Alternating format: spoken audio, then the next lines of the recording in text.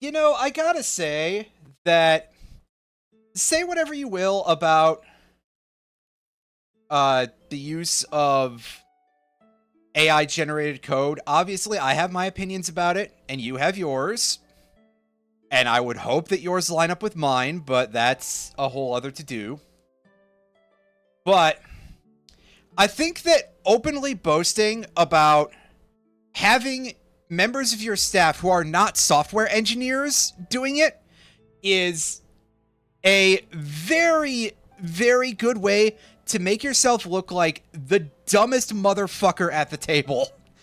Our horse does not appear to have a name. We've been through the desert, which is up there apparently, on a horse with no name.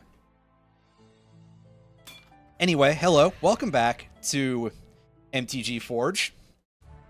If we're lucky today, we're going to try to turn our entire deck into a deck that doesn't have any colors, but also that's probably going to take a while because I'll have to actually find enough stuff for that. What's this thing? Oh, okay. It's a lizard that does 1 damage that you cannot answer. Oh. I clicked in the wrong spot because I'm real smart or something.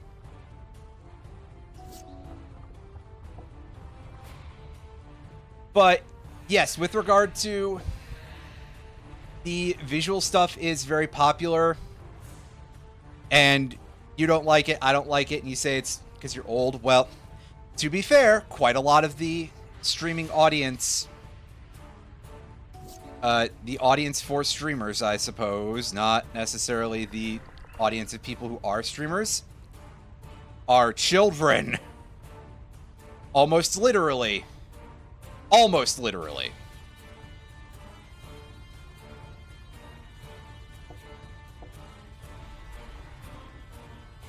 That's a very, very big almost, but it does tend to skew a little bit younger, which, you know, makes me feel sort of a way, I guess.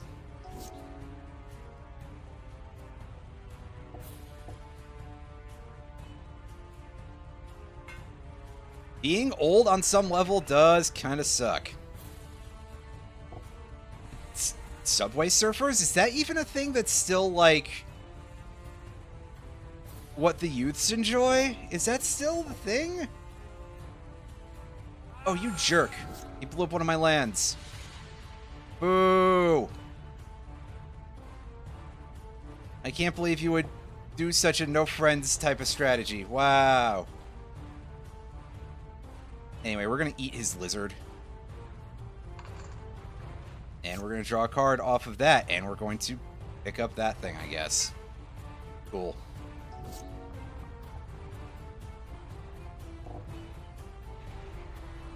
Just repeat the memes. Hear the 20-somethings say. Listen, the thing is that all that shit moves so fast now that in the back of my head, I'm just like, it can't possibly be that, right? That doesn't make sense.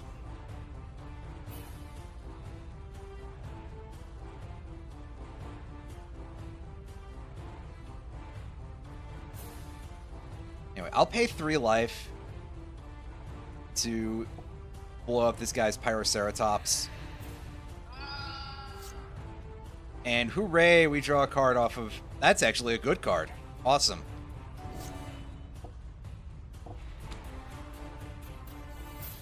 Oh, buddy, you're playing that wrong. You're dropping the lizard by actually paying mana for it, you fool.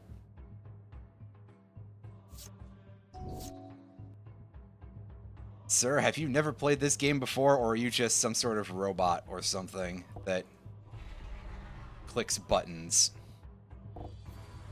and pretends that it knows what it's doing?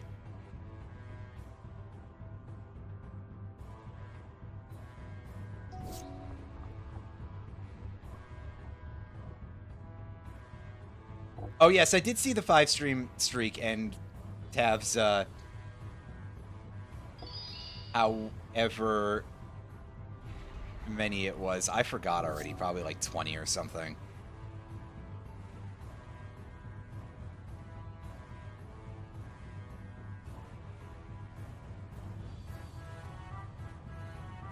It was 20, okay. Well, then I noticed that, I guess.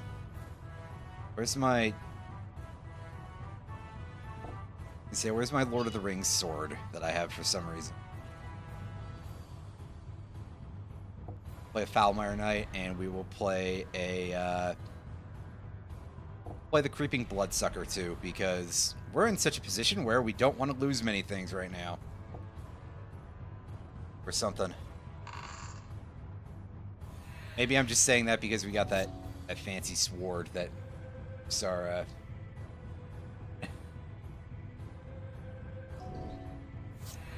our thingamajigs. Yeah, just keep doing this. Eventually he's gonna have to go, oh, I have to block that thing. And then, like, nothing is going to happen this entire... I had to sit here and slowly whittle this guy down. To be fair, it doesn't seem to be that hard. So...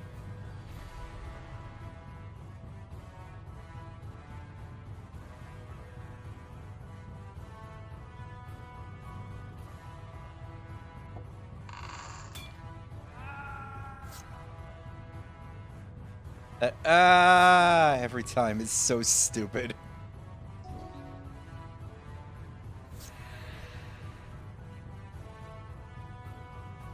And here, just for fun, let's do this as well. Press this button and attack with everybody. Because honestly, at this point, all of our stuff is so overgrown that we may as well put it to negative 73. That seems a little bit needless, but okay. We got a little bit of cash. We got a dinosaur. We got a cat. Or, it's not a cat, pardon me. I saw fire and then, like, word for an animal, and I was just like, fire cat? Because I remember that being something from around that period. Whoops. And a thing that we can foretell that's not really as helpful as all that.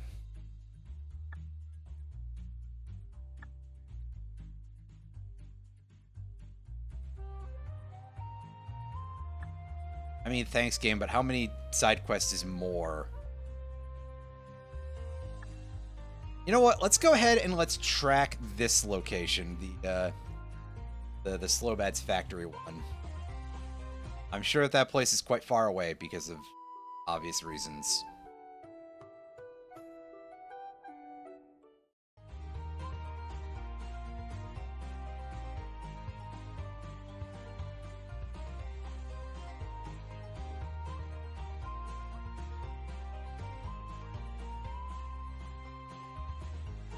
Those obvious reasons basically being, why would it be nearby?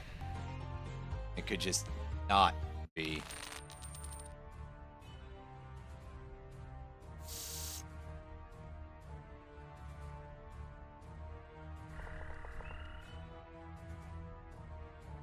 Anyway, how are folks doing this evening?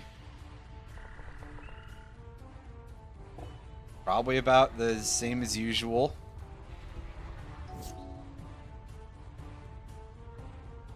Has anyone played that new Tomodachi Life game? Is it fun? I'm still not gonna buy it because I don't have money for it, but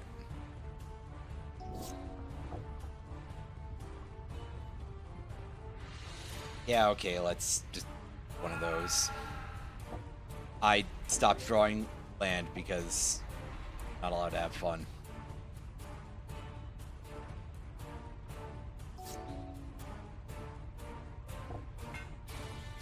That's not really the thing I need right now. Especially because I just died horribly. That was awful. First of all, holy crap, he got a lot of dudes out real fast. That is... It's not even just, oh, I had bad luck.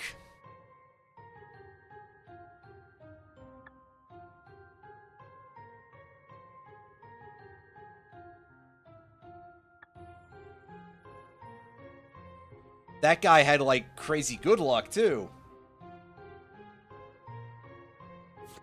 That's rough. Ooh, wastes. Those are nice to pick up.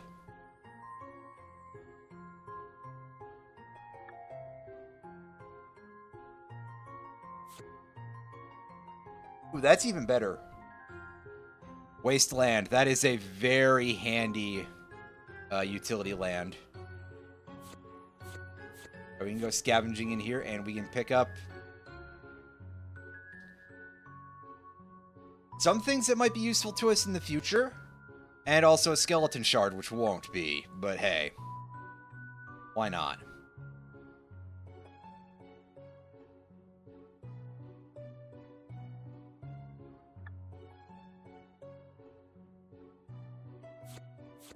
So let's go dig in here and see if we can find anything good for us. Can't really use any of those cards, but hey. Pick up some random shards. Oh, we got a wall. Can't be dealt damage by enchanted creatures and has protection from white. Okay. 3 mana. But also, it's just a wall, so meh.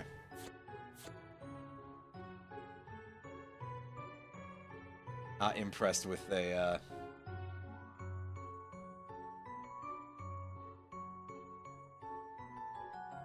take a look at these.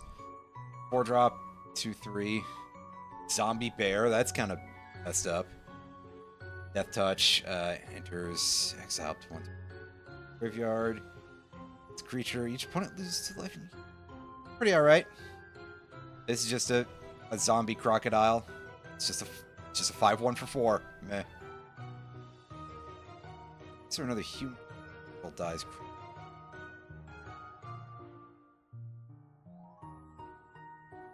Kind of interesting, actually.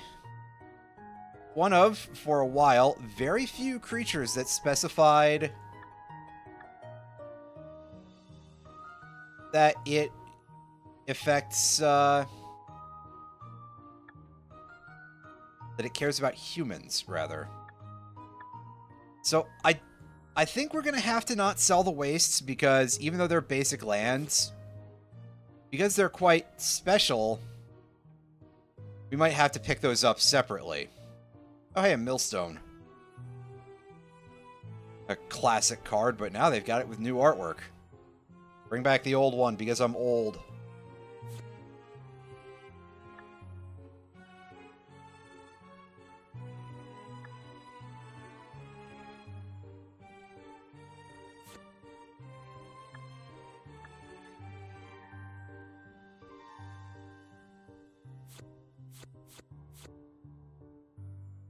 Ooh. All cards in our one color. That's pretty good. Pretty good, actually. Etch Toast Doombringer. Life or something involving a battle. Which basically doesn't matter. 8. That's fun. That's a reference to a very, very old card.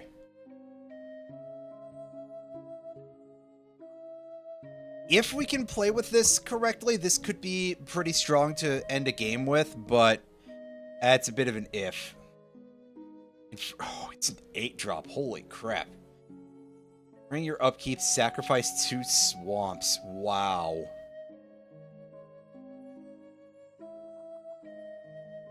That's...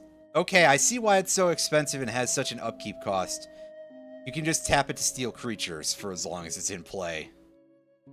Yikes, though. Shadowborn Demon spell. Sure.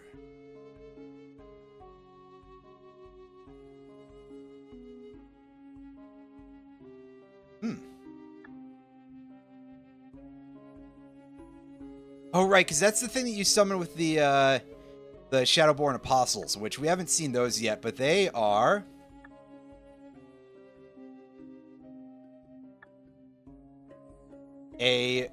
well, we're stuck here, first of all. I'm trying to circle around these dudes in order to start getting the stuff on the ground. Shadowborn Apostle is a 1-drop creature that you can have any number of them in your deck that you want. And you can sacrifice 6 of them to summon that demon to the battlefield. So you can probably understand why they care about having 6 in the graveyard then. Because, duh.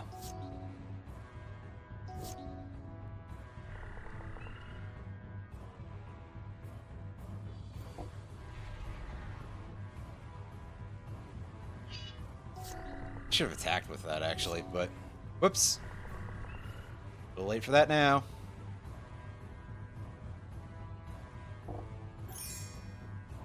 Place Aethera. Oh, that was pointless. I forgot that that was a required trigger. And this dude has no creatures.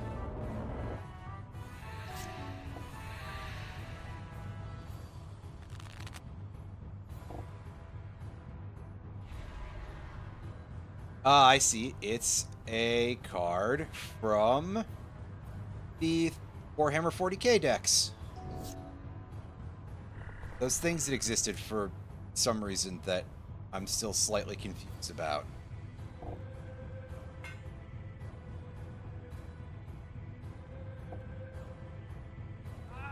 And we're going to drill that thing and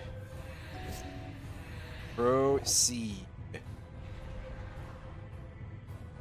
Oh, hey, it's another one. About 3 cards. I mean, it's a 7-drop, all right.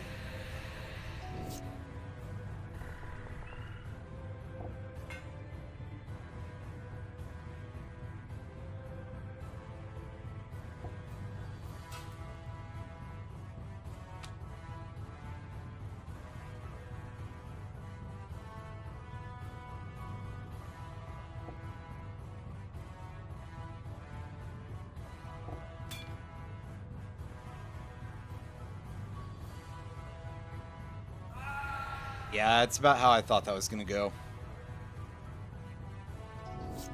Nice and simple. He's slowly bleeding. Right, because of Ob Nixilis, right.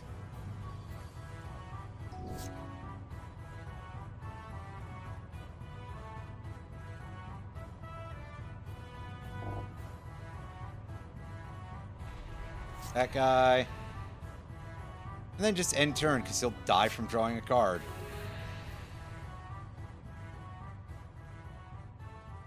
She still had the Grixis one from the 40k set? Yeah, I seem to recall there were some pretty good cards in those.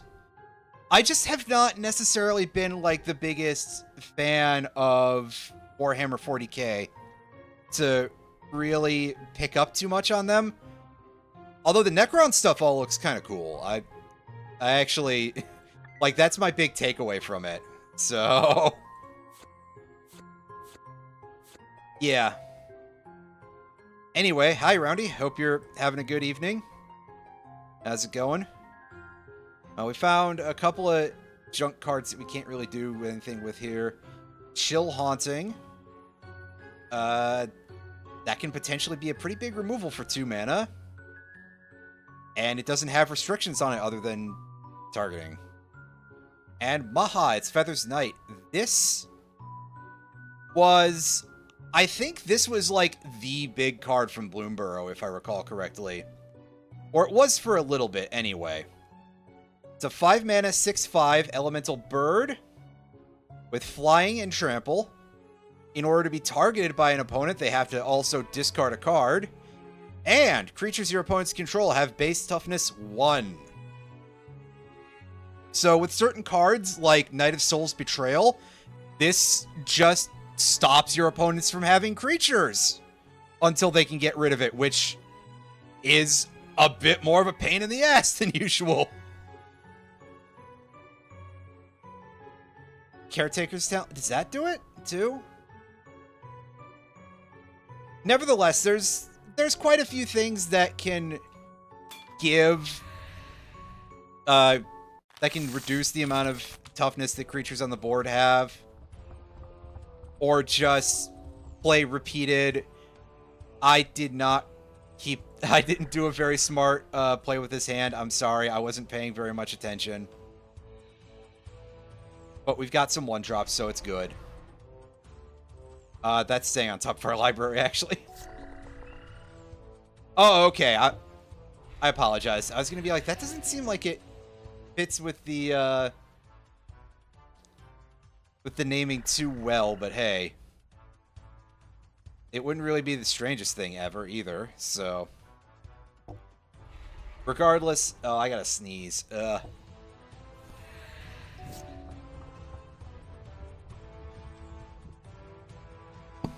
Excuse me.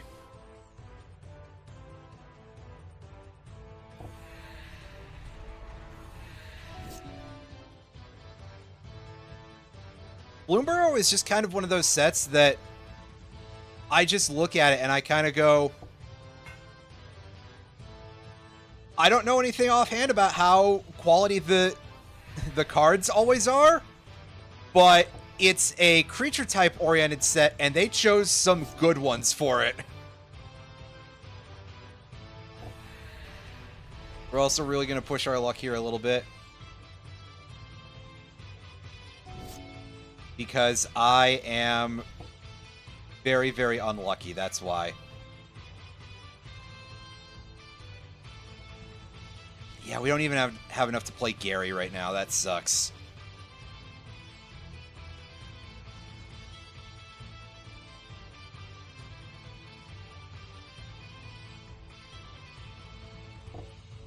I guess I'll just play the Burnished Heart and stay on defense.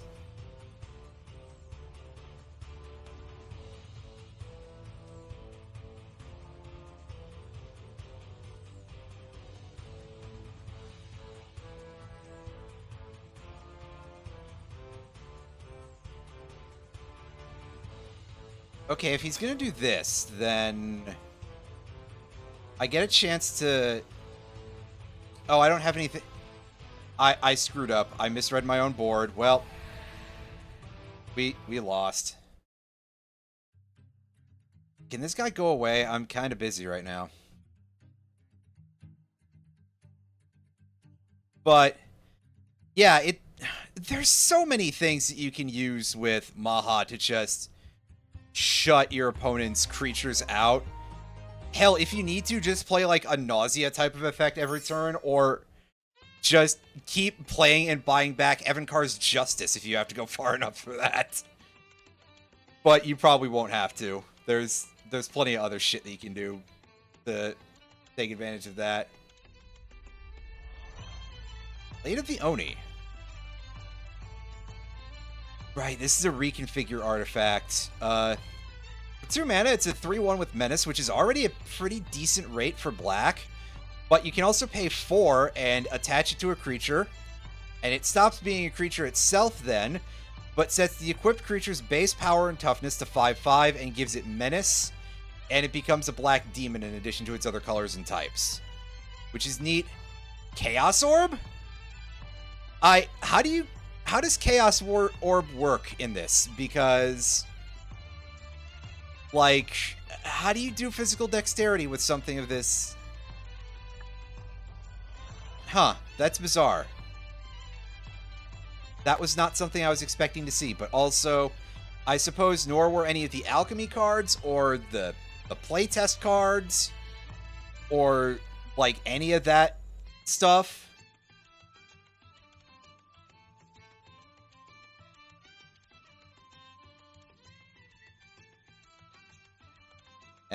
Misery Charm. This is from the Onslaught block. And you can see, destroy target cleric or return target cleric card from your graveyard to your hand. Or target player loses 2 life. This was a set where clerics were the big black-white creature type. And you gotta remember, this is the early aughts. So, the idea of enemy and ally color pairs were still very much a thing. And of course, black-white was one of the color pairs of diametric opposition there. And also, I think white-black has historically been the one with the worst synergies, period. And, like, the greatest overall clash of effect and anything like that. And just in general, it has taken Wizards of the Coast design team and everyone so long to actually get to a place where you had anything that really worked with that. Where their best ideas for a while were basically just the main crossover was moving life total and reanimation. So back in Mirage and Tempest, there were 3 sets of 5 rare cards, one for each of these enemy pairs. And while the black-white ones were not the worst, there were quite a few that were, like, absolutely dog shit in that era. Even back then. I have to say that the white-black ones feel like they had the least idea of what they were doing. They had Purgatory, which was a card that stored dead creatures in order to reanimate them later. And that was pretty good. And then they had Circle of Despair, which was pay 1 and sacrifice a creature to prevent all damage from one target source. It wasn't target, but to prevent damage to one thing from one thing until end of turn. And that's just like, well, we can have white like circles of protection, right? And black like sacrificing creatures, right? Well, what if we glued these together and black gets this sacrifice engine, but white gets a super circle of protection? And you would not see a card like that nowadays. The third one, by the way, was Righteous War, which just gave white creatures protection from black and black creatures protection from white. First of all, back then, the best creatures that you were playing in those colors already had those abilities. And second of all, it is just sort of like, I don't think they could really perceive of the idea of black and white being reconcilable until, like, at least 8 or 9 years later, basically. Well, I mean, I guess there were a couple of cards in Apocalypse, but very little otherwise. By the way, in that cycle of cards, Black-Green had the best by far. Black-Green, that's the set of cards that includes Cadaverous Bloom, which is a card that's pretty famous for enabling one of the combo decks of the era that was kind of unbeatable. Not entirely unbeatable, but it was definitely strong as fuck. And the other, another good one they had was Squandered Resources, which is extremely valuable nowadays. Back then, I don't think it was as much of a deal. But it's a land sacrifice outlet that gives you mana, so there are enough commander decks that look over at that and are like, yeah, I am gonna jack the price up of that, up enough to make it cost $100 for the single copy that anybody will ever need, because it's that good. God, I got a Twitch payout recently, so I was once again thinking about, hey, do I actually want to go pick up the Edge of Eternity's precon that I was looking at before? And I'm not necessarily completely certain, because, like, I don't know if I'll play this game in flesh anytime again soon. It's not what you would consider likely for a wide variety of reasons.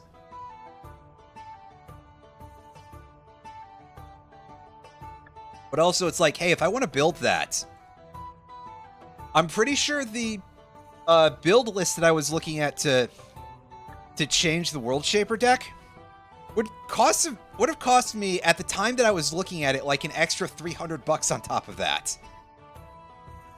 And again, for something that, like, I don't have a confirmed play group and I have some standards that I would want it to live up to if I had one, Could be a little bit rough. Anyway, here's a Fallout card. It's a Saga. It costs 6. Gives everybody 3 rad counters when it enters. And then you create some zombies, depending on how many rad counters are out there. And then, at the end, you give some permanent buffs to all your creatures that are either zombies or mutants. Kind of slow, but theoretically good. Cavern Lampad. This thing's a piece of shit because, well, it's a bestow creature. It's wildly overcosted. Theros creatures were not strong, even for the era.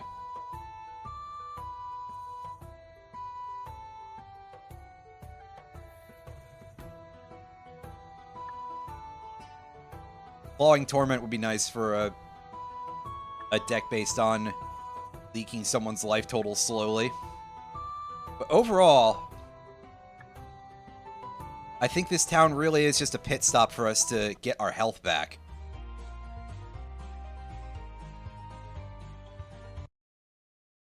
Because that big horde of demons that we fought in that one place, that kind of whipped our asses a little bit. What do we got here? Oh, hey, look, it's Caracas. Can't pick that up. The Belligerent and Useless Island.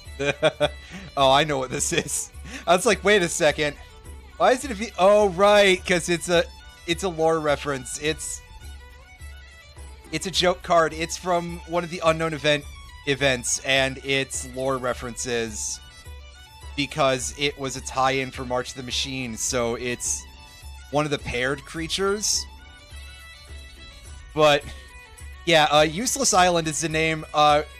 Basically, when Jace got his head blown up by Nicol Bolas, almost literally, and woke up on Ixalan with, like, most of his brain wiped, and having to actually grow as a person, instead of continuing to be just a fucking loser who always relies on his supposed superior intellect.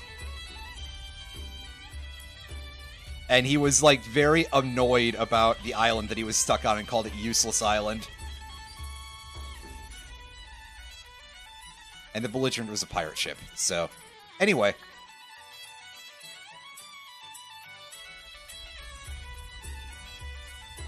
Hooray for magic lore nuggets.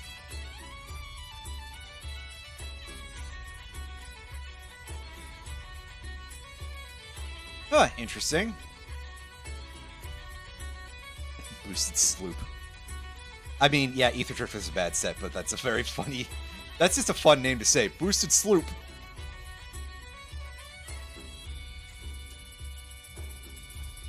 Ooh. This vehicle deals combat damage to a player. Mill 4 cards. You may put a permanent card from among them onto the battlefield. That is very, very potent. Dr. Eggman, what the hell are you doing here? Has he come to make an announcement? Oh, right, he was in a secret lair. I forgot about that.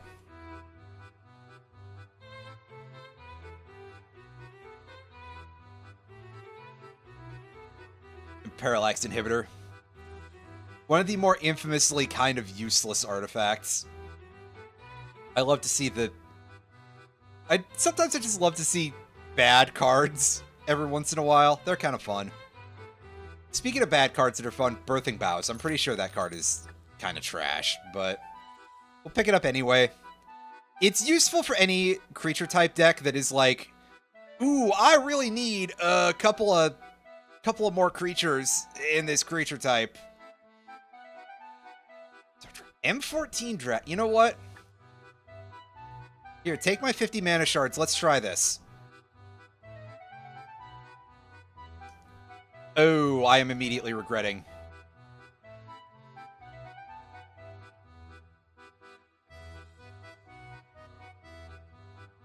Indestructibility is not a great rare to take in a draft. Oh, and my uncommons are dog shit too. But Banisher Priest is looking like the best out of them.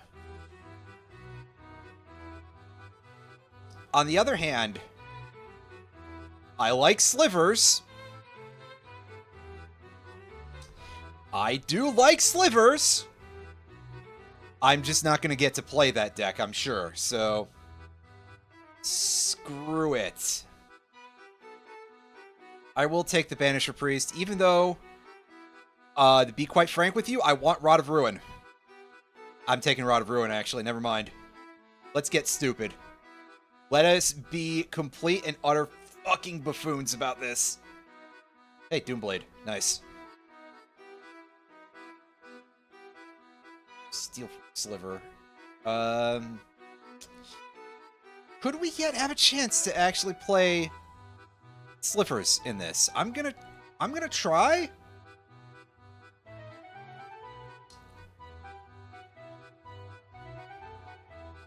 Bogbrew Witch doesn't really do what I want it to unless I actually were to see either the Festering Newt or Bubbling Cauldron show up, which I'm not putting any sort of stock into right now. Pick that up. Oath of the Ancient Wood. This circulated a bit. This or another enchantment enters under your control. You may put a +1/+1 counter on target creature. Oh, I would need a lot to actually be able to put that to use, unfortunately. So that's going to be a bit of a no-go for me.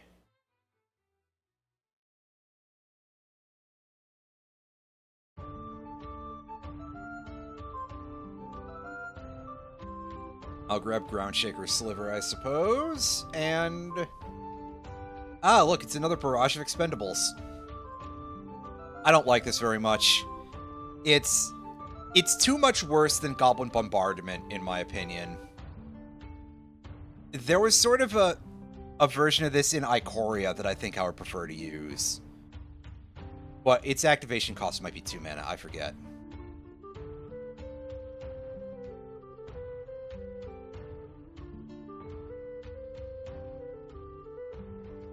Nevertheless, we have not good choices here, just in general. I'll pick up a Plummet, I guess. Ooh, Silence is theoretically very nice. But instead, I'm picking up another... No, Groundshaker is a 7-drop. I'm not taking... I don't need another Groundshaker Sliver unless it's, like, still around at the end here.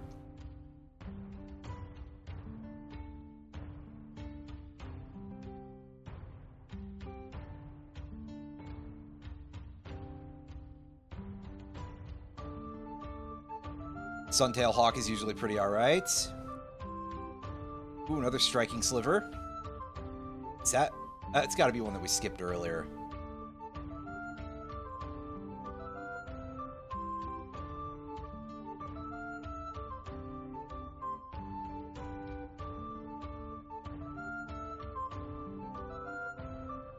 Take that. Hey, another Shadowborn Apostle.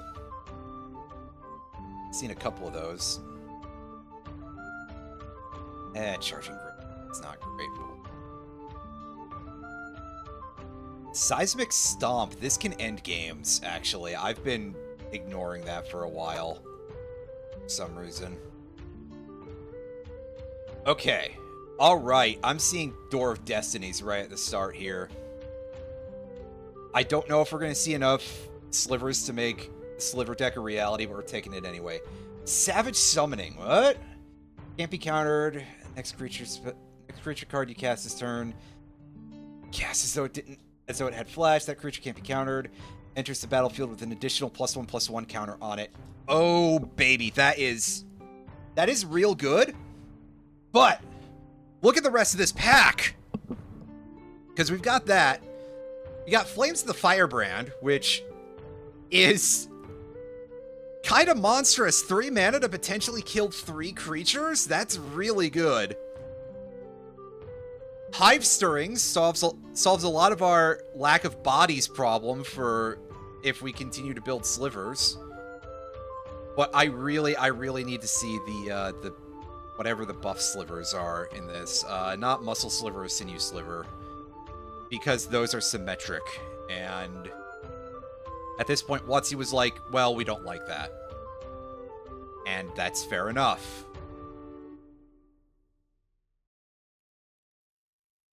And I don't want another ground shaker because it's too expensive. I guess I might pick one up if it lasts that long. Dismiss into Dream, 7 drops, so... Each creature your opponents control is an illusion in addition to its other types and has, when this creature becomes the target of a spell or ability, sack it. That could be quite powerful, but I don't think that's going to actually cut the mustard here. Pick that up and keep going.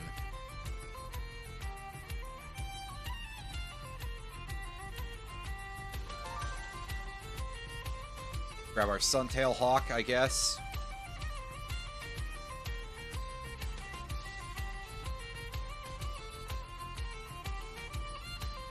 Dragon Hatchling? Yeah, Lears, the thing that I'm usually using for it is kind of broken right now. I mean...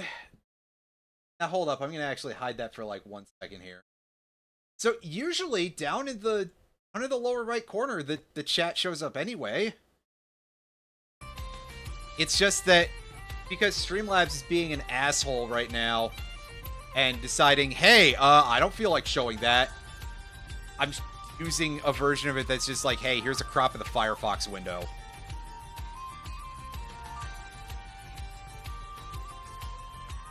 Yeah, so you can still have Gutsman shoving crayons up his ass. As he does.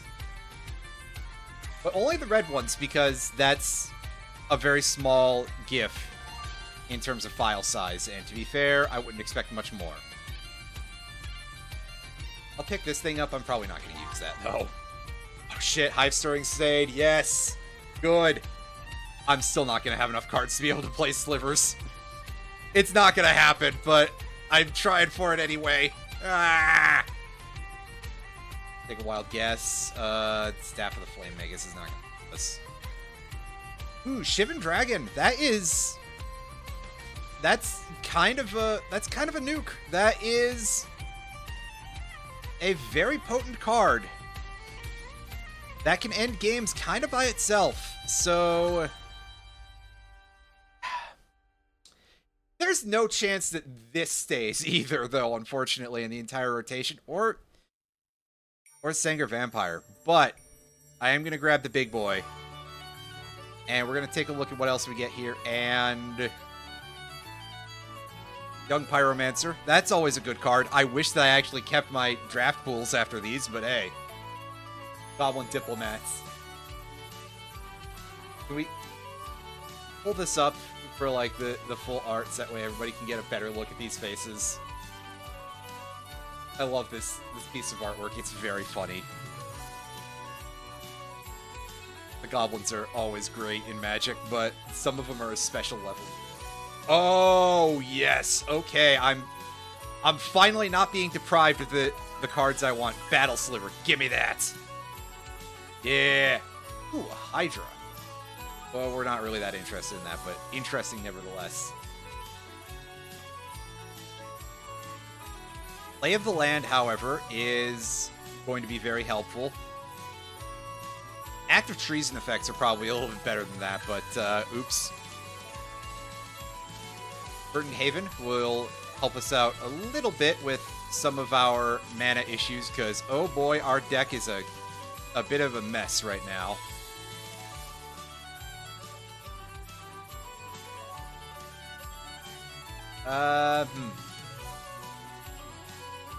Oh yeah, Seismic Stomp. That, once again, that is a game ender if we're able to play it at the right time. And now I believe we are coming back around to where we started. And as I alluded to earlier, our nice cards from our first pack are indeed gone. Sadly. That up. Stonehorn Chanter. Jesus, man. 6 mana to get those abilities. That's not much. We're also kind of down to just junk at this point, so.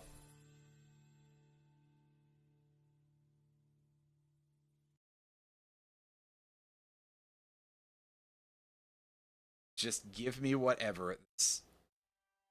And we're going to click cancel on that, and we're going to take a look at our cards, and we're gonna go, oh boy. This is bad.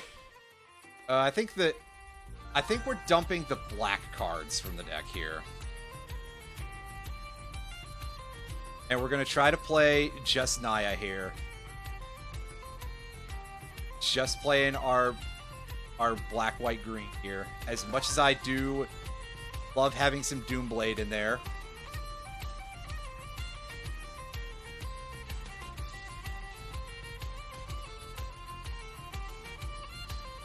I don't really care too much for Thunderstrike. It's a little bit weak. And I'm not feeling like I need this many wild guesses. Or either of them, for that matter. Do I really need 3 Seismic Stomps in the deck?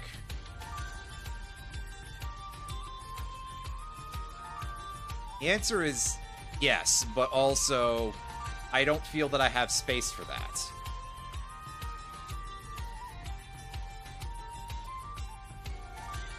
Should probably get up and go close the window.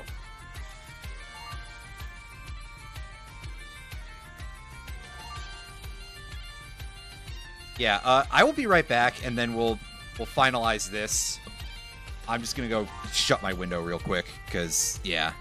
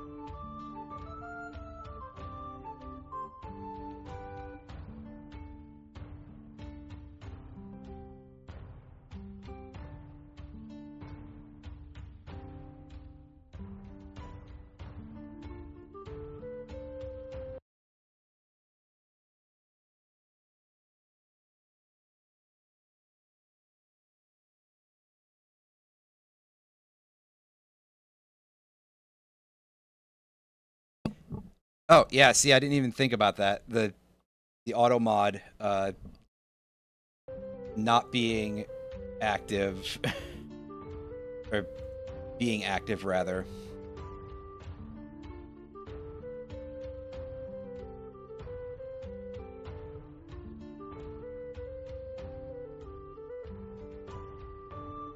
Take a look at this.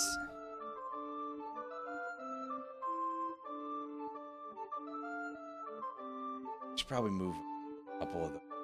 Hold up.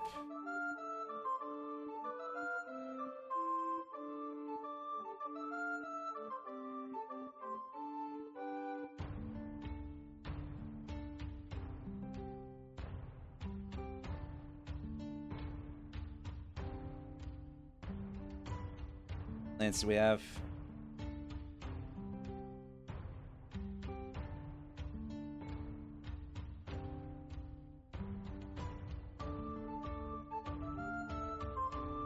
Well, you see, I'm kind of lazy, but in theory, that is kind of a thing I could do. I guess. But I'll deal with that later. For now, I'm gonna go lose this event a couple of times because my pulls weren't good.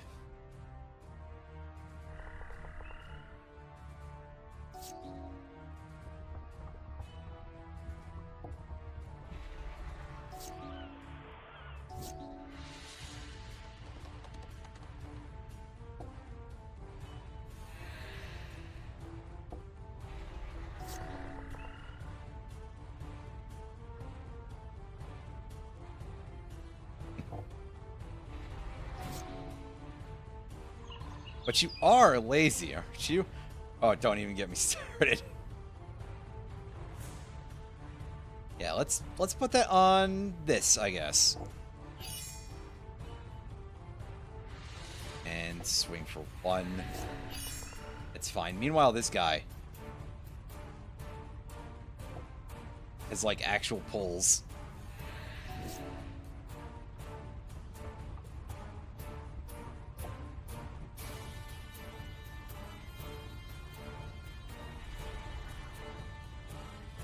Play that thing. Oh no, one of my creatures. Boo. Well.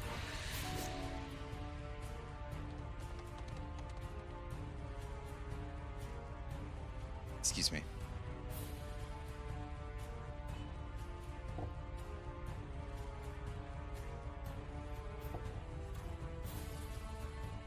Gotta click it a couple of times here.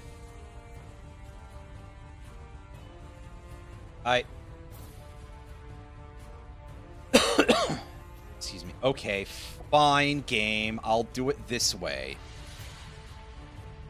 For whatever reason you need me to do it that way, because technology or something.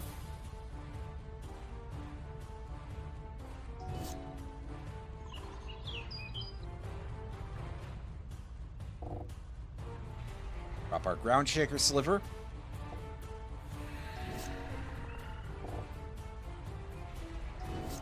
And there, we have at least one fairly large, stupid thing that we can to give this guy some problems.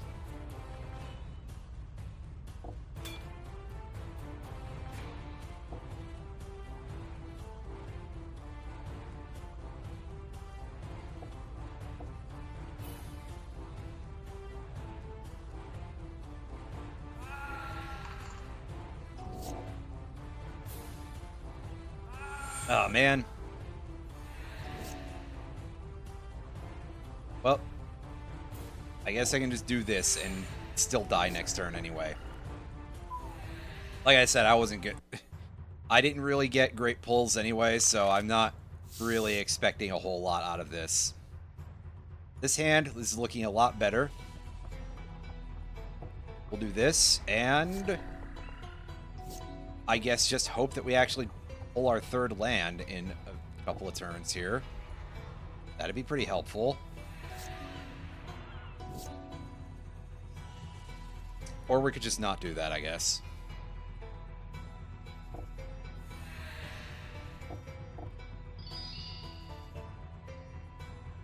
Use Essence Scatter. Okay. That's about what I would expect, really. Now I'm sitting here with no mana again. Where are my lands?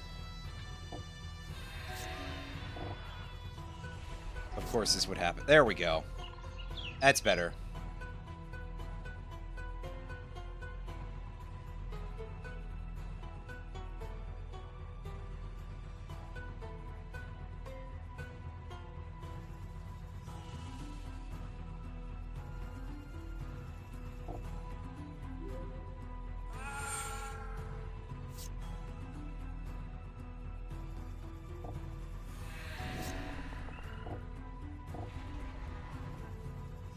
Playing that thing. And well, and cast Verdant Haven on that at least to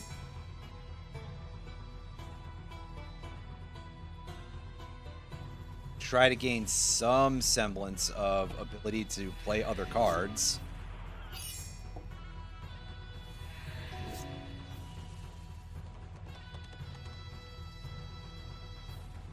Five mana is a pretty good place to be in here, I think.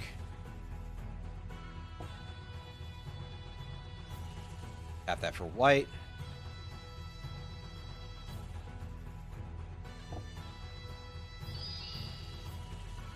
Okay, well, at bare minimum, I baited if he has any other counter spells to drop Hive Stirrings.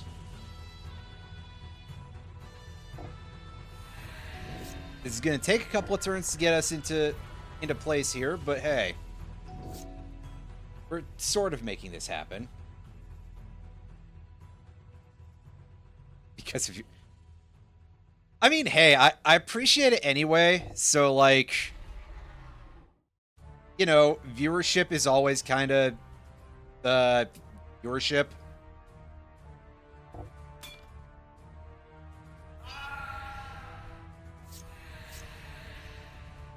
Excellent. I could probably have taken the win that turn, though, if I was thinking that through a little bit more. But I didn't feel like it, so that's fine. Just get him now.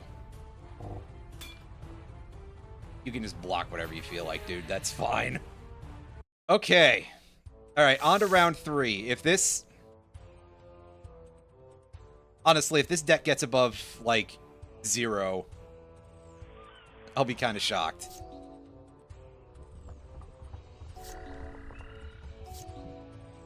Alright, now we play our Young Pyromancer. Please, no counterspell.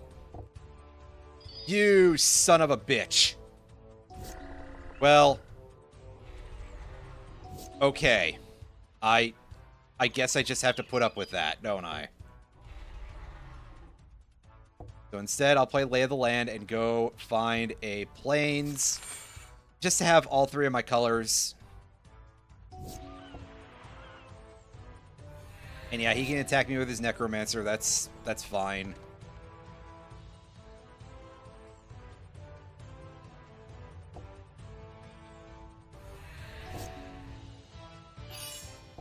As he kills that guy, that's a little bit less fine, but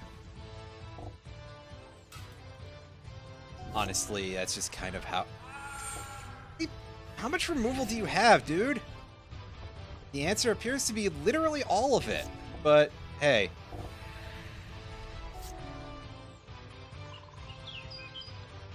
Oh, we can blow that thing up. Yes. Good.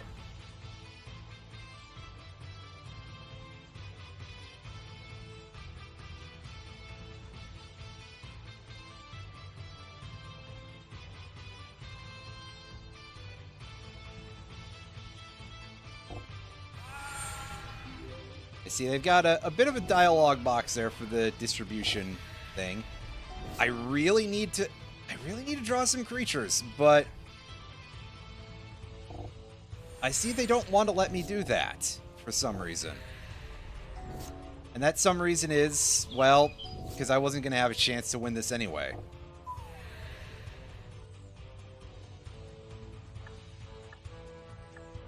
But hey, we get our 1 booster pack, I guess. So, hooray. That is in our inventory here. And we get to open it and see if we find anything interesting. Oh, yes, we pulled Najani. That is... which one are you? Yeah. 3 mana. Has 4 counters to start with. I like this guy a lot. He's cool and he's a big cat man. Give him +1 counter to put 1 counter on 1/+1/+1 counter on up to 1 target creature. -3 to give target creature flying and double strike. And -8 to create a number of 2/2 cats equal to your life total. Pretty excellent. But otherwise, we pulled only 1 card that plays in our deck, and that's Blightcaster. Oh, we don't play enough enchantments for that. So, fat lot of good that does us, really. Oh well, back out on the road we go. We got us a dungeon to go and eventually go attempt to partially raid, I guess. Some interesting looking shop icons here. I see a Phyrexian one and also a, oh, that's rude.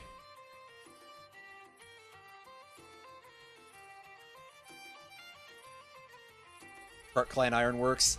Yes. Blackblade Reforged. Not so much, but that's kind of cool. Violet Thicket. Nah. Phyrexia's Core. Kunai. Chuck it to deal 3 damage to anything. Evolving Wilds. I don't think I require that. Veterans Blade.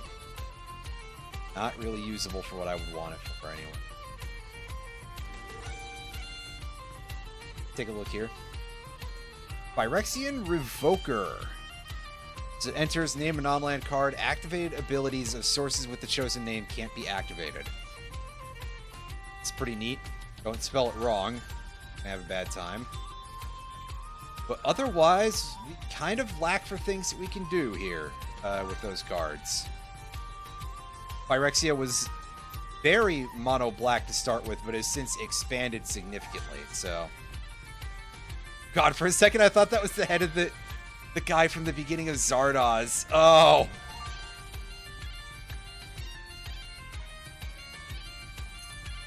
Oh, jeez. It's like he's haunting me a little bit.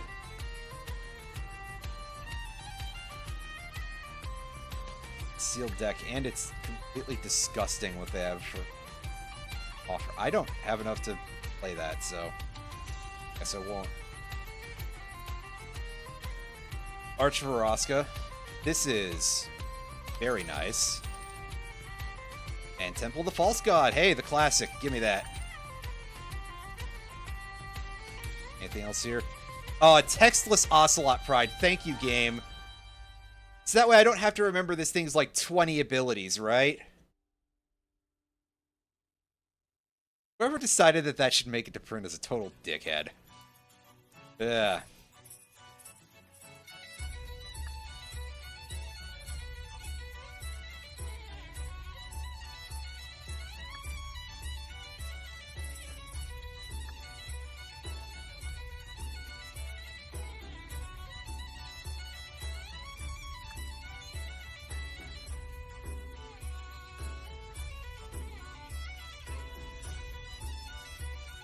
Gods, stack Eldrazi Spawn,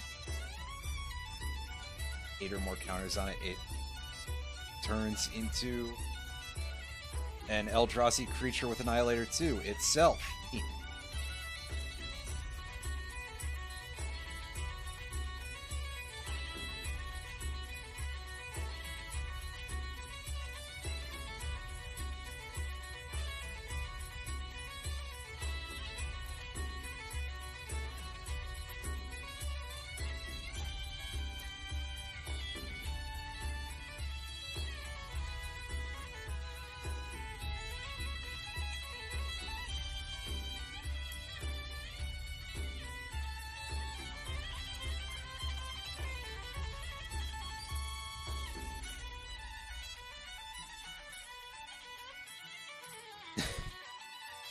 I was just reading over these and being like, are any of them good? This one's pretty good. Grab that. It will surely come in handy eventually. Now we got boosters here. Oh, I was gonna say double masters, but no, it's Innistrad double feature. So they all are gonna be in like black and white and stuff. Ugh. They look bad. Phyrexia all will be 1. Modern Horizons 3. Pioneer Masters. Pioneer Masters, I think, is an arena exclusive set, so that's interesting. Kaldheim, Lorwyn Eclipsed, which is one of those sets that's in the, like, finally some good fucking food department.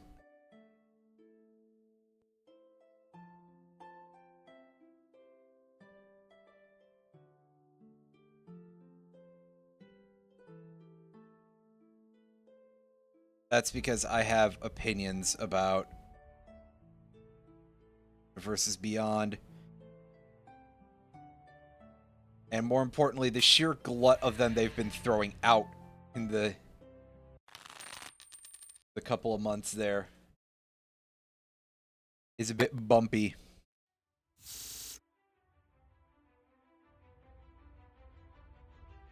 Yeah, this will do just fine. Enter tapped for all we care.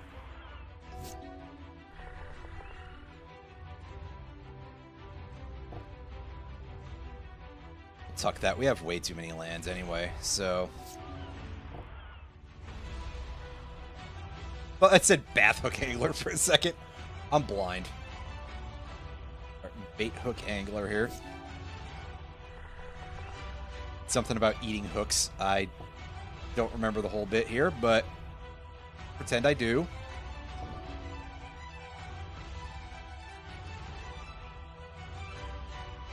Okay. No, that can stay in our hand.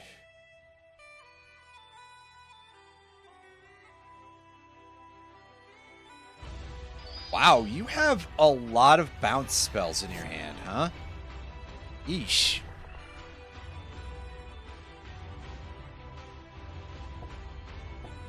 Okay, well, we'll replay Timurit, and we will put that on the bottom of our library. And we'll replay our Infestation Sage. And we have already played a land this turn. Whoops.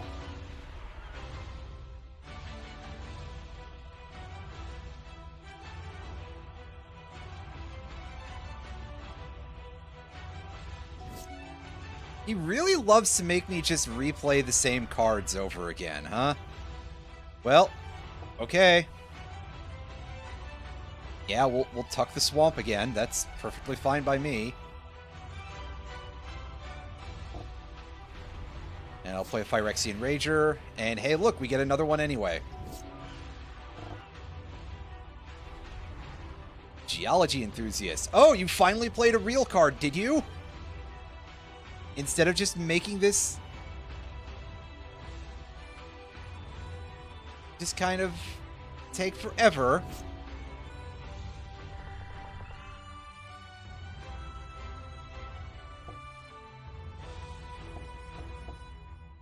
All right, let's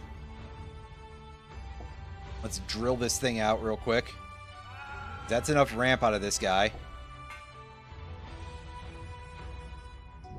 Pass a turn.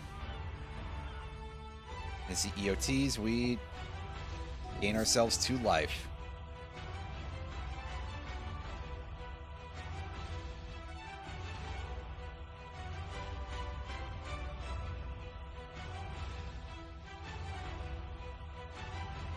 I will play Necrotol, and this guy's Separatist Void Mage, I suppose.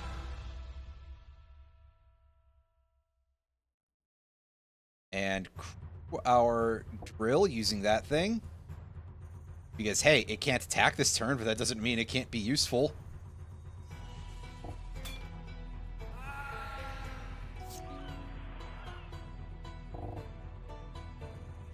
Plays a Cumula. Oh, God, he is practically cold cap. He has so much mana because he's spent so much time just wasting both of our lives. That he can practically just hardcast an 8-drop creature. Like, man.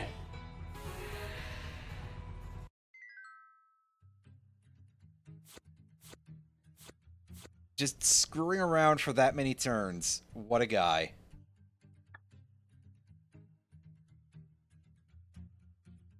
What's this other than not actually the place we need to go? A factory that has supposedly been tagged as being autonomous, huh? Well, those logs are not actual things we can pick up. Unfortunately, there's no free wood for us, but it's not like we can build our own settlements in this anyway.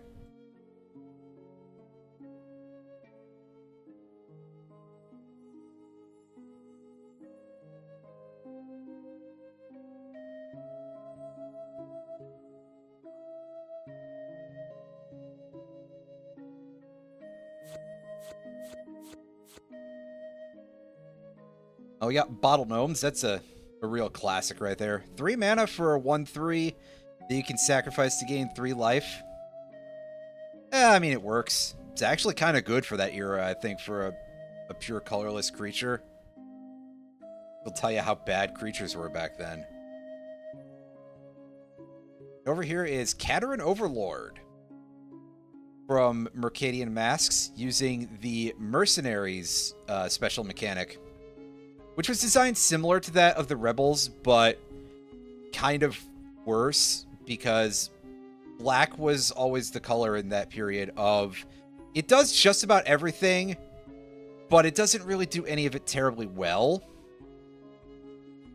And I guess on some level it's like, okay, to theme around the idea that the Catarans are like Phyrexian plants, and so there's oppression and brutality and stuff involved there, that instead of searching creatures with higher costs, they search for creatures with cheaper costs.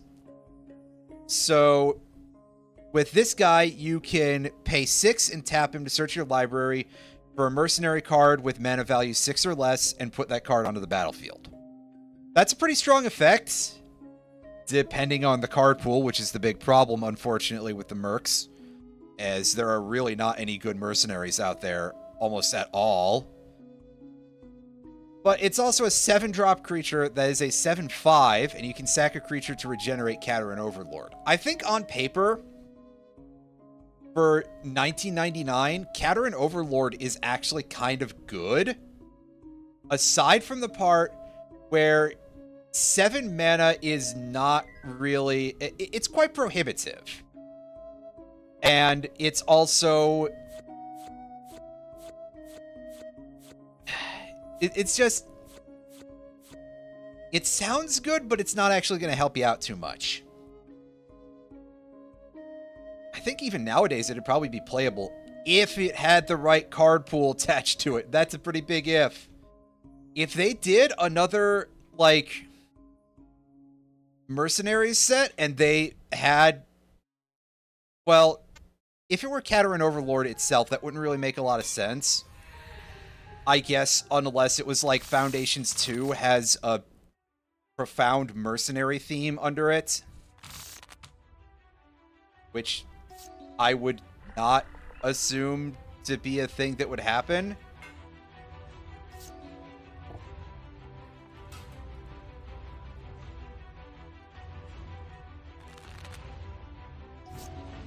Then it might be good.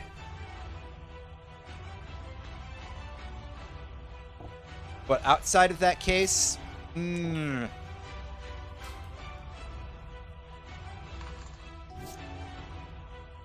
just don't think it's... I don't think it's got it at this particular juncture.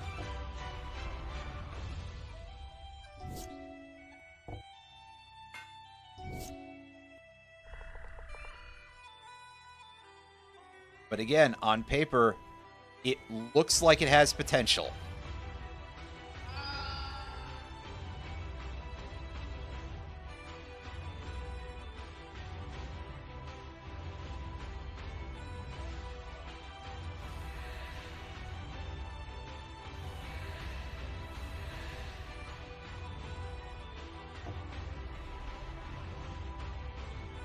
I don't know. Again, maybe they'll print another set full of mercenaries and it will suddenly become extremely good. I wouldn't hold your breath. Oh yeah, we can play Gary and we can win the game now. Good old Gary motherfucking Oak. You can't ignore his 8 lifesteal. Blasted Landscape is pretty nice for our target build. Darksteel Citadel, also pretty good. I mean, it's not amazing, but it's quite usable.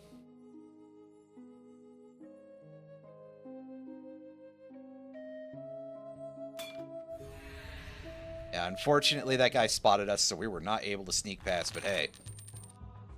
I'm feeling pretty confident about these dudes. A mulligan. That is too few lands for me. And Yargle, unfortunately. I kind of adore Yargle a little bit, but no good. No good, man.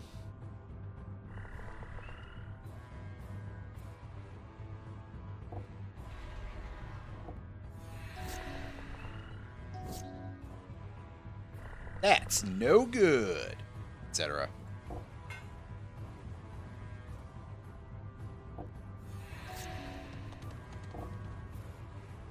Gosh, you have a lot of mana. A hopping automaton. What an incredibly silly looking thing.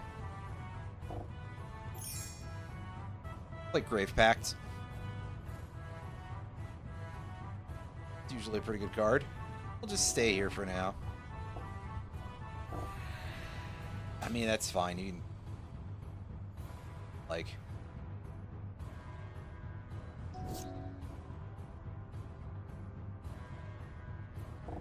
And I'll activate Sothra and swing this in. Get our free 1 health back.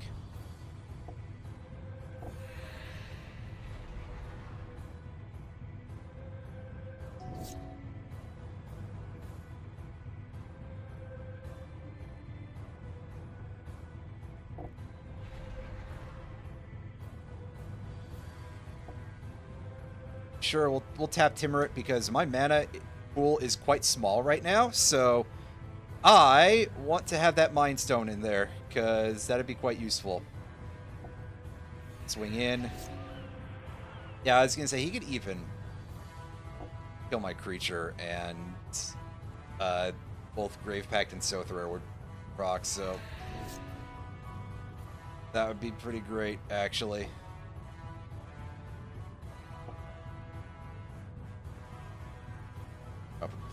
Lens and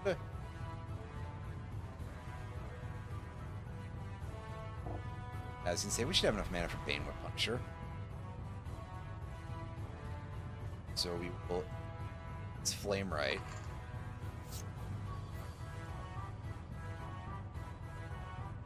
Oh no, I'm not in combat yet. Right now I am. Call back Alpha Strike and. Make sure we're doing that correctly, that's all. Accomplished Automaton. Okay, so... Yeah, 7 mana for a 5/7. That lets him either create another 1/1 or put a +1/+1 counter on it. Adjusting for the fact that it's strictly colorless... And the era that it existed in, that's on paper probably decent. Which is kind of sad. But yeah, we'll sack Burnished Heart, and oh ye gods, a lot of things are about to happen. Okay. Alright, so he feeds me a servo token to Sothra, so we don't get the good creature here, but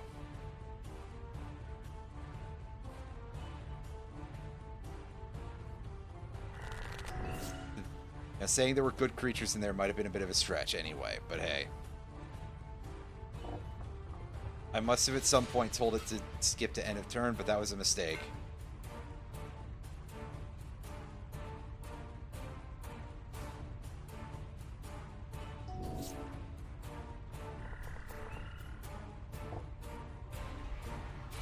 Plays Zulaport Cutthroats, and do we...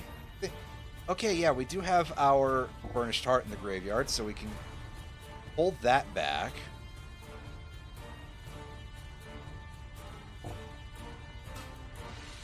That, and in scroll over here.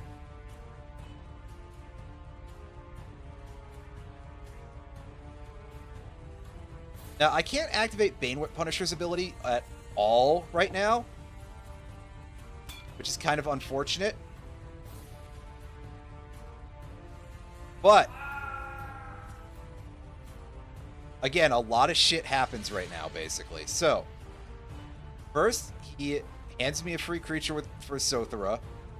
Then he sacks a creature for Grave Pact. Then I steal a life because of Zulaport Cutthroat. And he hands me Accomplished Automaton. He sacks nothing because he has nothing to sacrifice. I steal some more life, and Morbid Opportunist kicks in. EOT, Sothra sacrifices itself, and I put out the Accomplished Automaton because I get one of the creatures back for free. And I'm going to create a servo token just to say, hey, going wide like that, kind of good. Now we'll swing in with everybody. That was quite drawn out, but that's fine.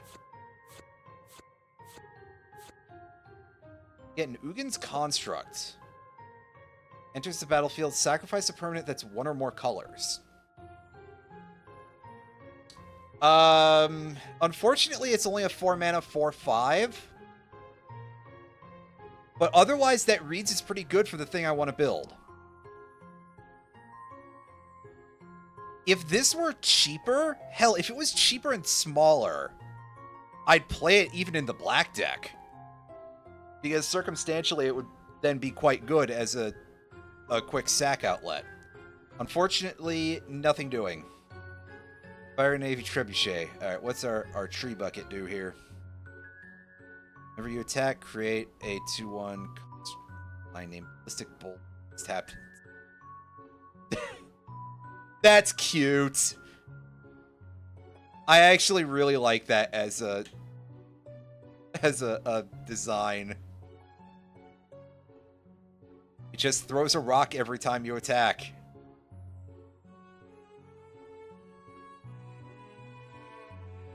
I also like that just random flyers can block it if they feel like. And Gem Bazaar. Holy shit, it's a flashback to 1997, everybody. When it enters the battlefield, choose a color at random. And you add 1 mana of the last chosen color, then choose a random color. Unsurprisingly, this is borderline uncontrollable. And it's not a good card, but it's pretty interesting.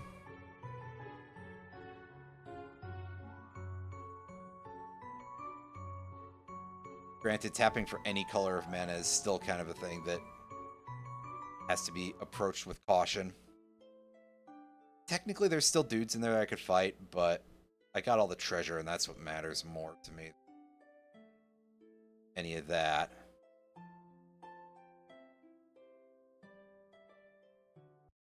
What's going on over here?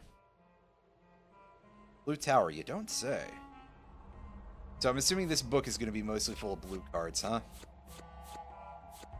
Oh, you bet. I'm not even going to stop and read these. They're blue cards, so you basically know the creatures are underwhelming. The actual spells, pretty good. That is at least changing a little bit, I think. So, yeah, let's keep this hand.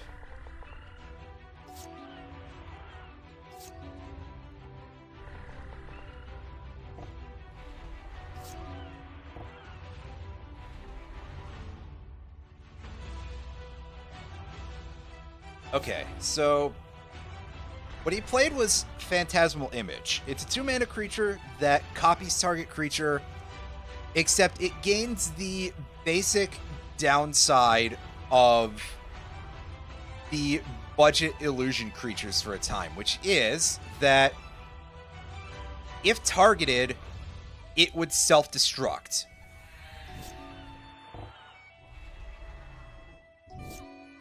As ever, just kind of remember the rule about blue creatures. They're not that good. Oh, sure, some of them on paper might look pretty solid, but you know, their good stats are backed up by jank, among other things.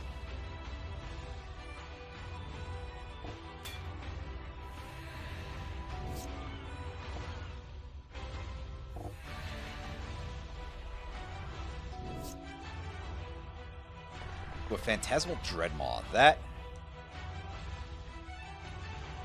is something that can cause me some problems.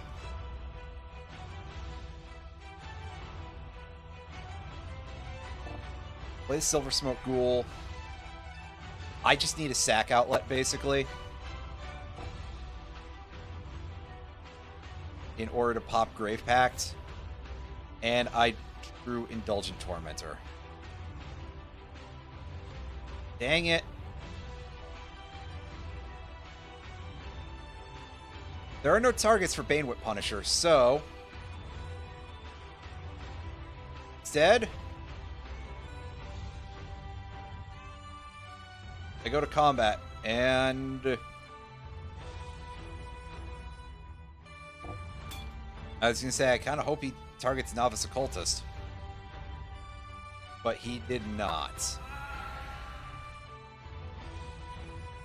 And unfortunately, we are just gonna... Yeah, we died because we couldn't really keep up with his damage output very much.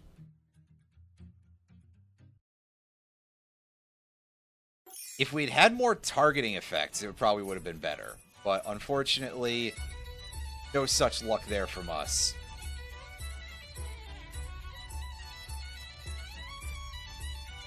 So far it's going pretty alright, Retro. How are you? Got, not really a ton of cards in here that are terribly interesting. Hypocrisite is possibly kind of cool. I'll grab that, I guess.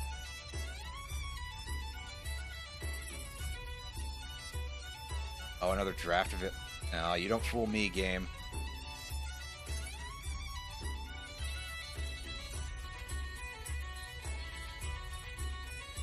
I'm no good at that bullshit. Get a load of this. All of our... I don't know how to talk. Shop. Spinning wheel. Eh. Skull of Ramos is a far and away better mana rock than any of the ones we have in our deck right now.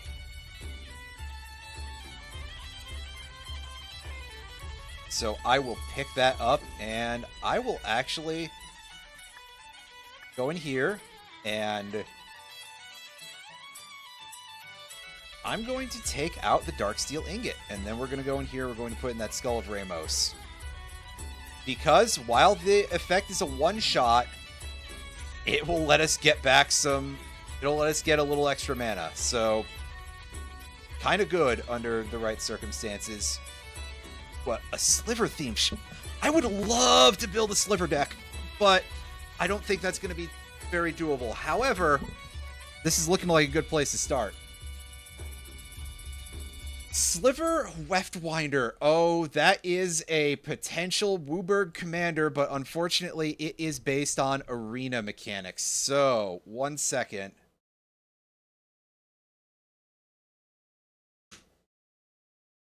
Excuse me, because I have to actually pull up what that spell book has available. I will read this to you anyway. So it costs 1 mana of every color. It's a 7/7. Sliver cards in your hand have Warp 3. So you can cast them and they can be on the battlefield for 1 turn. And then they get exiled and you can cast them from exile for their regular cost later. Sliver creatures you control have, when this creature enters, conjure a random card from the Sliver spellbook into the top 5 cards of your library at random, then draw a card. So, basically, you create a card from a special subset of cards that are hidden from you in this because of reasons, into the top 5 cards of your library. Arena is very weird in terms of a lot of these mechanics. And the cards available are, we've got Belligerent Sliver, which is a 3-drop 2/2 that gives Menace. Bladeback Sliver, as long as your hand is empty. It's a 2/2 for 2, by the way. As long as your hand is empty, your Slivers can shoot target player or planeswalker for 1 damage by tapping them. Blur Sliver gives your Slivers haste for on a 3-mana 2/2. Bone Scythe Sliver is a 4-mana 2/2, but it gives your creatures double strike. Cleaving Sliver is a 4-mana 2/2 that gives your Sliver creatures +2/+0. Basically means that it's a 4-mana 4/2 that has an extra ability, which already feels respectable. Cloud Shredder Sliver is in there. There's what feels like a profound amount of red and white. I'm actually going to stop reading these because that will take up an entire episode, basically. Just know that it's a kind of cool card, but unfortunately, it's also couched in MTG Arena-specific mechanics, which is a little bit crusty, in my opinion. Now, am I allowed to, like, tag this location on the map or something? as like an important location here.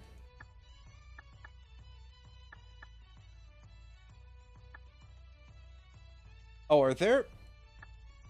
Is that an Urza block draft in that location? That's disgusting.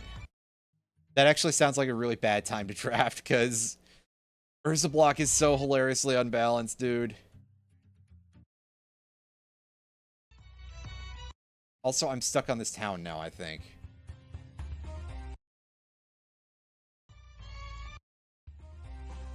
There we go, we got unstuck. That was really messed up.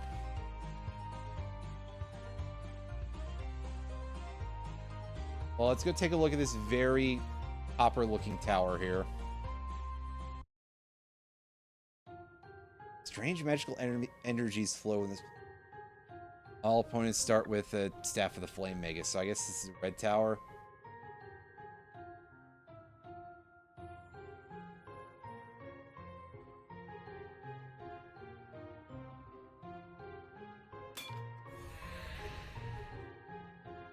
Oh, he's an adept. He might be a little bit rough.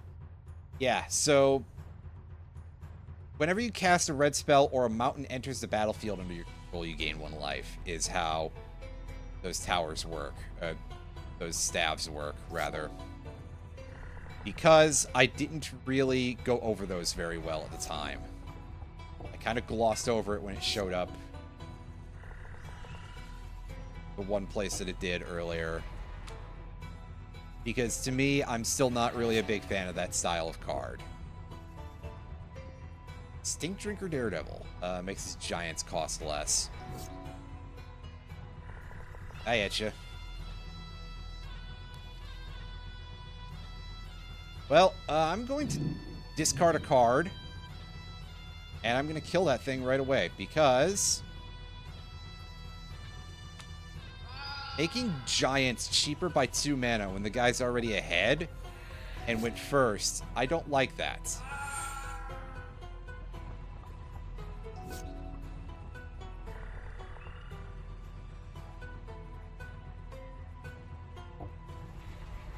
Okay, well, he cleared the field, so we're going to drop Timurit, and we're going to just pass the turn.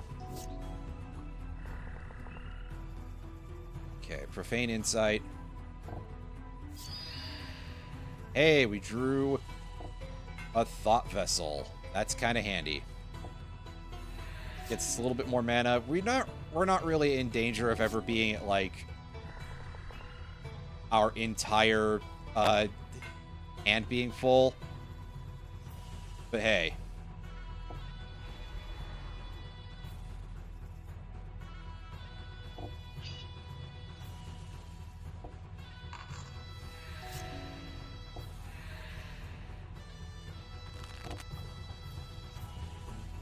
Meanwhile, Anduril here is going to help us get through our...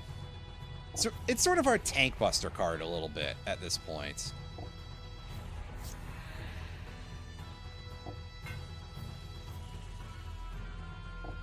Due to the very large buffs that it gives us.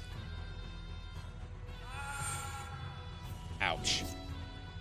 Well, I suppose it had to happen eventually, but take the win here because his blind spot giant can't do anything. See? Not so hard to overcome. But hey, Pyroclasm, there's a nice thing to pick up. We got 2 lash outs, so we can put one of those into our quick sell.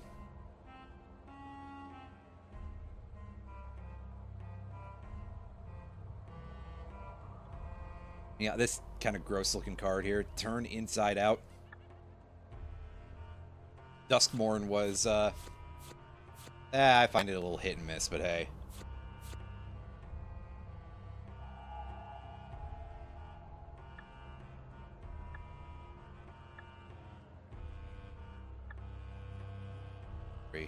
Let's equip that. Helpful. So now we start with spare dagger on the battlefield, I guess.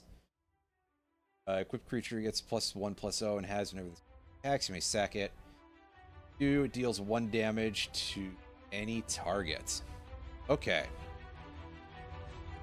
Our hand will cover what we need for now, so deal with this.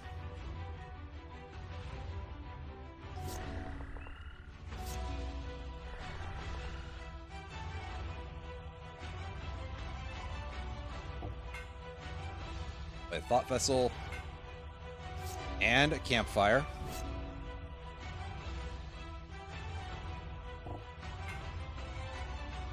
Skull of Ramos. Fairy Dream Thief. Yes, leave the swamp on top of our library. I feel like we've been a little bit low on those. Necro Skitter. Ooh, boy. Don't really like that very much. Now that I've read that, like, ew. Okay.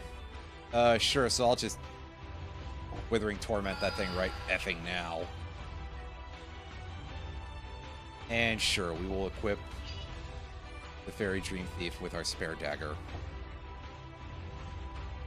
No. Oh, you just have to swamp. Plays a Arctic Firecat. This is a very interesting card. If Arctic Firecat is in a graveyard, Flame Burst's effect counts it as a Flame Burst. Flame Burst is a spell that deals damage based on the number of cards in your graveyard that share a name with it. So, Arctic Firecat will look into your graveyard and go, oh, that card definitely shares a name with this, so surely... And I just think that's kind of interesting.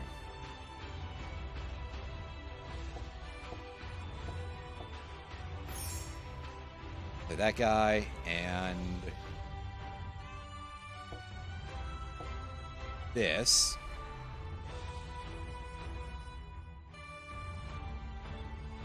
Sack the Accursed Marauder, and he will sack his Arctic Firecat. He's got nothing else to sacrifice, so hey. If it gets the job done, well, you know. And he drops another one. Right away. Well. Alright then.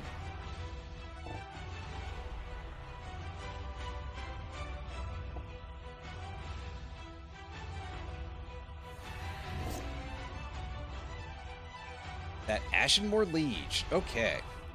Other black creatures you control get +1/+1. Other red creatures also. Whenever it becomes a target of a spell or ability an opponent controls, that player loses 4 life. Ooh. Yeah, so we're not going to be dealing with that thing anytime soon, unfortunately.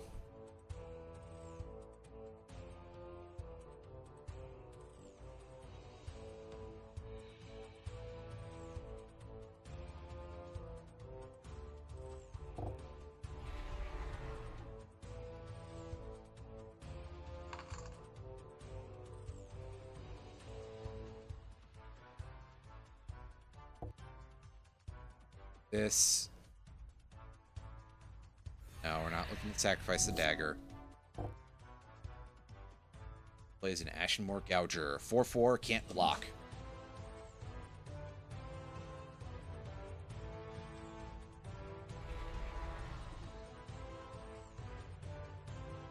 Gain 1 life, and we're gonna... Okay, yeah, just auto-pay that. And we'll pop Banewhip Punisher. So this puts the Grave Pact effect on the stack first. He's going to... Yeah, he's going to sacrifice Arctic Firecat, obviously, in order to cut his losses as much as possible. Like, I'm no fool. I've seen where this goes.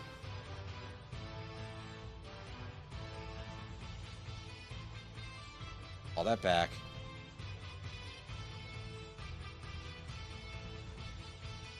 And of course, misplay again here, but hey. Got Timur equipped at this point, so that's good. Plays Spite-Mare. Ooh. Ugh. Whatever it's dealt damage, it deals that much damage to any target. Oh my god, this guy's playing like all of the hits here.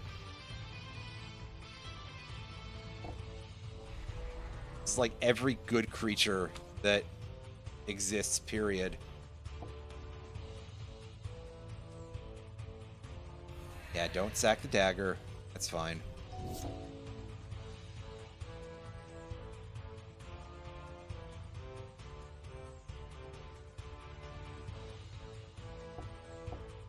Give me some life back.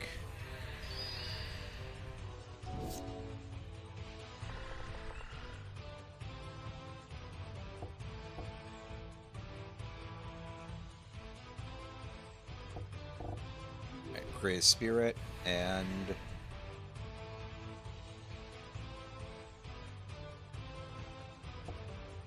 this. No, I screwed up there. Why did I do that? Actually, I could probably have killed my own burglar rat and forced him to start doing some various stupid things. But I kind of screwed up there just in general. Ugh.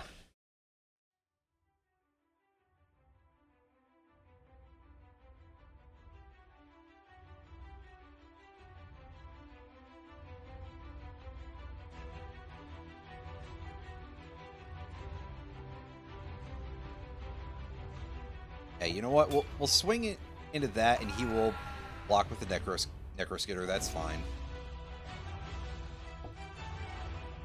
Let's screw this up, I guess. That. Okay. Now. Activate you. Look at the graveyard.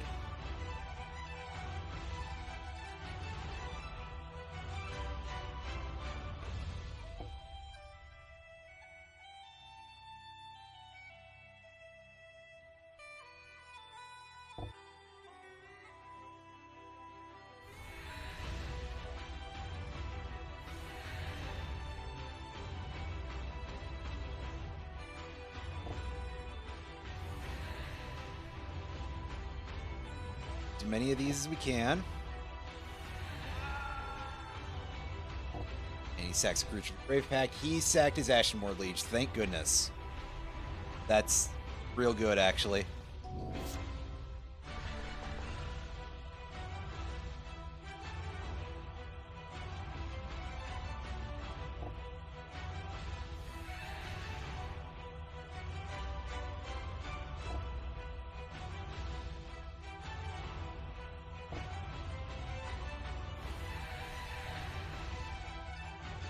Move to combat and take the win. That was played a little bit crappily, but we got there. Oh, hey, Stark Wrath. Good to see you again, buddy. Get any repeats here? Well, we got a second Cinderbones, which we kind of saw this. It's a Drudge Skeletons, but it costs more, and it costs more to regenerate. But it has Wither, so it deals damage to creatures as -1/-1 counters, which is very useful. Creature damage doesn't go away. And it reduces their power. That's pretty nice. It's very weird how I got stuck there. Some pretty fun red cards in there. If I was playing red, I'd be happy about what I just pulled. But as it stands, nah. This'll do.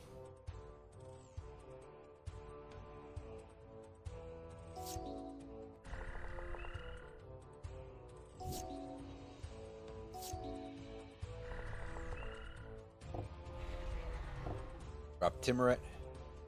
And he gets killed immediately. Well, go to the command zone, buddy.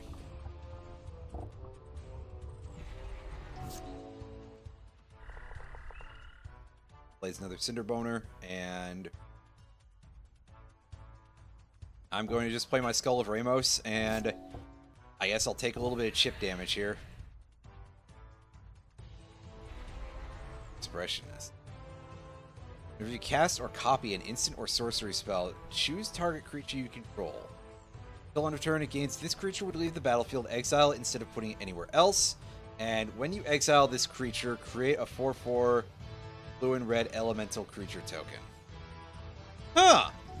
Well, all right then. That's kind of interesting, I suppose.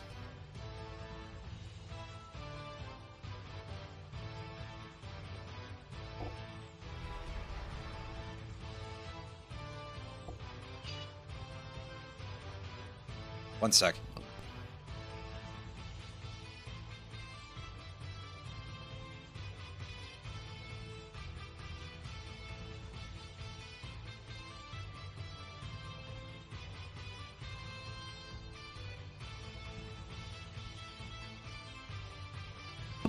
Okay, due to weather, I'm going to have to bail after I finish this one.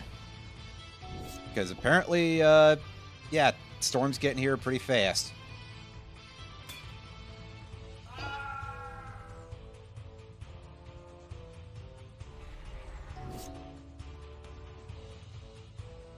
Oh, it's 7-7 to start with. It's like, what? How much? Problem is I can't do math.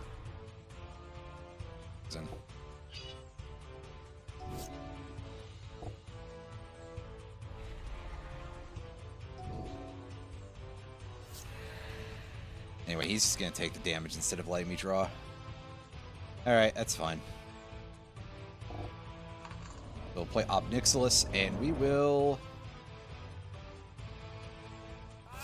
get rid of that thing.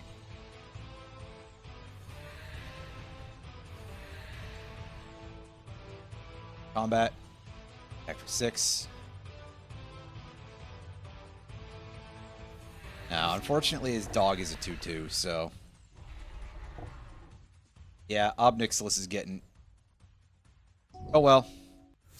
Did what I needed him to, so that's fine.